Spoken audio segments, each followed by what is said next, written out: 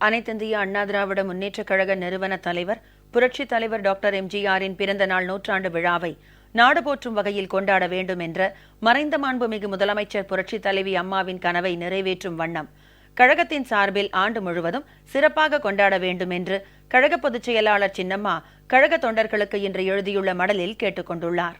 அஇஅதிமுக எனும் ஒப்பற்ற மக்கள் இயக்கத்தின் வெற்றி பயணம் தொடர வேண்டும். முன்பை விட உறுதியாய் கழகத்தையும் தமிழகத்தையும் கண்கள் என காத்திட புரட்சித் தலைவர் எம்ஜிஆர் பிறந்தநாள் நூற்றாண்டு விழாவில் புரட்சித் தலைவி அம்மாவின் திருநாமத்தின் பேரால் சூளுரை ஏற்போம் என்றும் சின்னம்மா தெரிவித்துள்ளார். புரட்சித் தலைவர் டாக்டர் எம்ஜிஆரின் பிறந்தநாள் நூற்றாண்டு விழாவை முன்னிட்டு அஇஅதிமுக பொதுச் செயலாளர் சின்னம்மா கழக தொண்டர்களுக்கு இன்று எழுதியுள்ள மடலில், அனைத்திந்திய அண்ணா திராவிட முன்னேற்றக் கழகம் என்ற இந்த மாபெரும் இயக்கத்தை மக்கள் சக்தியின் துணை கொண்டு மகத்தான கோபுரமாய் கட்டி எழுப்பிய ஈரமும் வீரமும் நிறைந்த ஈகை குன்றாம் கழக நிறுவன தலைவர், பொன்மனம் கொண்ட புன்னகை தலைவர், சத்யா தாயின் சத்திய புதல்வர், பார் போற்றும் பாரத ரத்னா புரட்சி தலைவர் டாக்டர் எம்ஜிஆரின் பிறந்தநாள் நூற்றாண்டு விழாவையொட்டி அனைவரையும் இம்மடல் வழியாக சந்திப்பதில் உள்ளம் நெகிழ்வதாக குறிப்பிட்டுள்ளார். ஆழமாய் வேர்விட்டு அகலமாய் கிளை பரப்பி ஆயிரம் ஆண்டுகள் தமிழ் மண்ணில் நிலைத்து நின்று நிழல் தரும் ஆல விருட்சமாக அனைத்திந்திய அண்ணா திராவிட முன்னேற்றக் கழகம் எனும் இயக்கத்தை மக்கள் சக்தி கொண்டு தொடங்கினார் நம் புரட்சி தலைவர். ஏழையின் சிரிப்பினில் இறைவனை காண்போம் என்னும் காஞ்சி தலைவனின் சங்க நாதத்தை தம் அரசியல் வாழ்வின் ஆதார நோக்கமாக கொண்டு அதனையே இந்த இயக்கத்தின் வேதமாக கொள்கையாக மாற்றி இம்மண்ணில் தன் இறுதி மூச்சு வரை ஏழை பங்காளனாகவே வாழ்ந்து மறைந்தவர் நம் புரட்சி தலைவர் எம்ஜிஆர். தீமையை அழித்து நன்மையை நிலைநாட்டுவது என்ற லட்சியத்தை திரையுலகை தாண்டி பொது வாழ்விலும் அரசியல் களத்திலும் சாதித்து காட்டினார் புரட்சி தலைவர் எம்ஜிஆர். அவர் கண்டெடுத்த ஈடு இணையற்ற தலைவியாம் புரட்சி தலைவி அம்மா அனைத்திந்திய அண்ணா திராவிட முன்னேற்றக் கழகத்தை வெற்றிகளின் உச்சத்தில் தூக்கி நிறுத்தினார். நம் உள்ளங்களிலும் உலக தமிழர்களின் இல்லங்களிலும் அம்மா என்கிற அடையாளமாய் வாழ்ந்து கொண்டிருக்கும் நம் புரட்சி தலைவி அம்மா தனது மகத்தான ஆளுமை திறனால், அளப்பரிய மக்கள் செல்வாக்கால் 50 நாடாளுமன்ற உறுப்பினர்கள் என்ற எண்ணிக்கையோடும் அடுத்தடுத்து ஆளுங்கட்சி என்கிற மகோன்னத பெருமையை 2016 சட்டமன்ற பொதுத் தேர்தலில் படைத்து அதனைத் தொடர்ந்து இடைத்தேர்தல் வெற்றிகளின் மூலம் வாகைக்கே இலக்கணம் வகுத்துவிட்டு கம்பீரமாய் நம்மையும் கழகத்தையும் விண்முட்டும் உயரத்தில் நிறுத்திவிட்டு திராவிட அரசியலின் தேவதையாம் நம் அம்மா தெய்வ திருவடிகளை அடைந்துவிட்டார் என சின்னம்மா தெரிவித்துள்ளார்.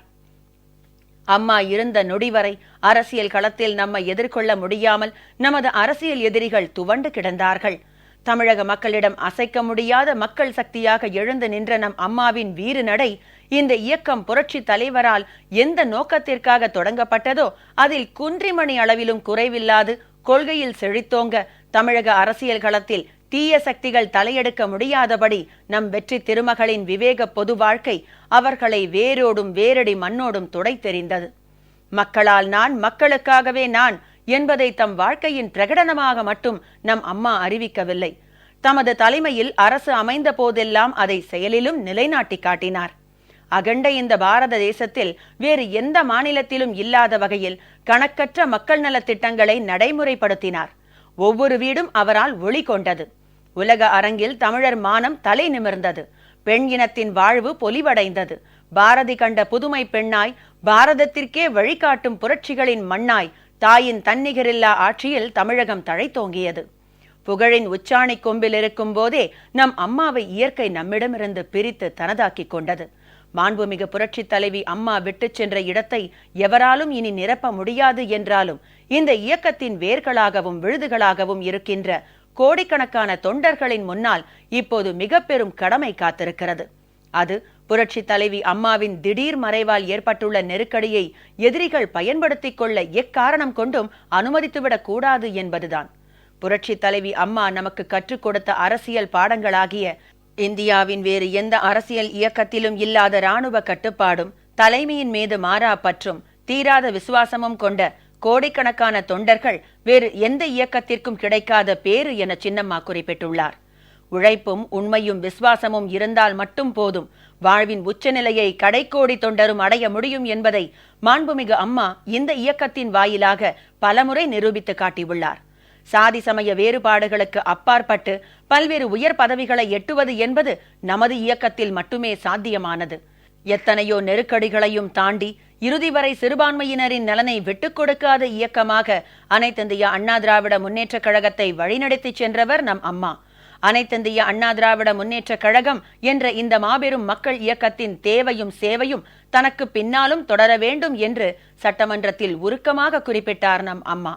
அனைத்திந்திய அண்ணா திராவிட முன்னேற்ற கழகம் என்ற இயக்கத்தை யாராலும் வீழ்த்த முடியாது என்று எதிரிகளை பார்த்து அரைக்கூவல் விடுத்தார் நம் அம்மா.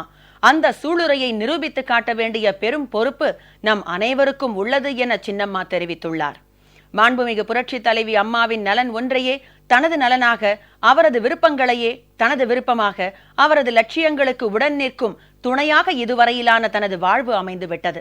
இந்த 33 ஆண்டு பயணத்தின் பொழுதுகளை நினைத்து பார்த்து கொண்டே தனது எஞ்சிய வாழ்நாளை கழித்து விடலாம் என்றாலும் இந்தியாவின் 3வது பெரிய இயக்கம் என்ற உயரத்தில் இருக்கும் இந்த இயக்கம் சிறிதளவும் கீழிறங்கிவிடக் கூடாது என்கிற தனது உள்ளார்ந்த அக்கறையாலும் தனது அன்பு உடன்பிறப்புகளாகிய கழக தொண்டர்களின் அன்பு கட்டளையாலுமே இந்த பொதுவாழ்வு என்ற வேள்வியில் தன்னையே தான் அர்ப்பணித்துக் கொள்ள உடன்பட்டதாக சின்னம்மா உருக்கமாக குறிப்பிட்டுள்ளார்.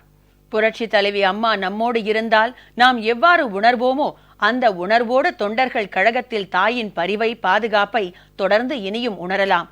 நம் கண் முன்னால் அம்மா காட்டிய லட்சிய பாதை விரிந்து கிடக்கிறது.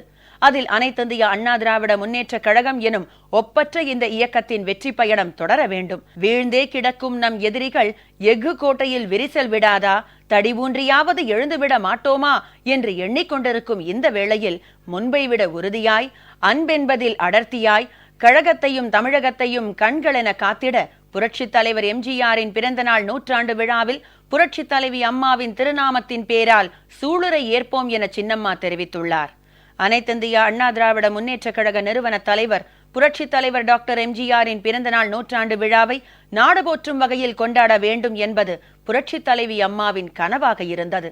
அம்மாவின் அந்த கனவை நிறைவேற்றும் வண்ணம் புரட்சி தலைவரின் பிறந்த நாள் 100ஆண்டு விழாவை கழகத்தின் சார்பில் ஆண்டு முழுவதும் சிறப்பாக கொண்டாட வேண்டும் என்று கழக உடன்பிறப்புகளை கழக பொதுச் செயலாளர் சின்னம்மா கேட்டுக்கொண்டுள்ளார்.